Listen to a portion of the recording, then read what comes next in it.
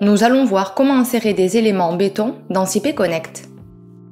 En partant d'un nœud précédemment créé, nous le sélectionnons dans le tableau à gauche de l'interface et éditons l'assemblage en cliquant sur le bouton correspondant en haut. Dans la fenêtre surgissante Assemblage, dans l'onglet Modèle, nous devons spécifier les opérations nécessaires pour définir l'assemblage. Dans cet exemple, une plaque a été ajoutée au pied du poteau C1 et une opération d'ajustage a été effectuée sur celui-ci pour modifier sa géométrie et introduire les soudures entre le profilé et la plaque.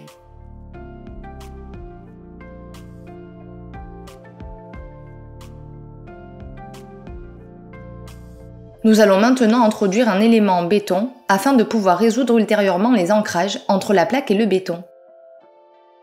Pour ce faire, nous cliquons sur l'option Béton dans la barre d'outils supérieure.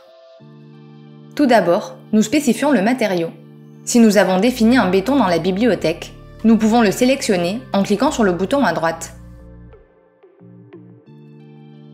Dans tous les cas, en cliquant sur le bouton central, nous pouvons entrer ou modifier la référence et la description du béton, ainsi que des paramètres tels que la résistance à la compression, la déformation relative en compression du béton au pic de contrainte et la déformation relative ultime du béton en compression.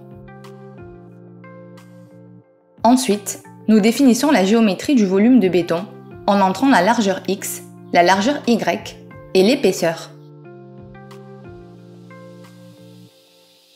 Pour définir la position, dans le menu déroulant Type, nous choisissons Assemblage si nous voulons définir la position de la plaque en tapant les coordonnées X, Y et Z par rapport au centre de l'assemblage.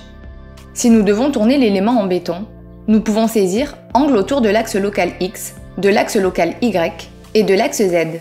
Dans le menu déroulant Type, nous pouvons également choisir Accolé ou Perpendiculaire pour indiquer que l'élément en béton est accolé ou perpendiculaire à une plaque, un profilé ou un plan de référence.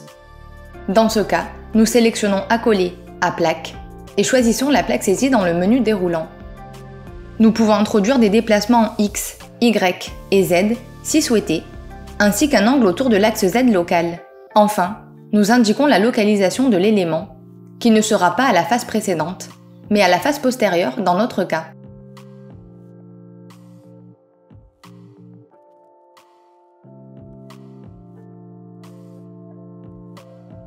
À partir de ce moment, après avoir achevé l'introduction de l'élément en béton, nous pouvons le sélectionner dans les opérations suivantes, comme les ancrages.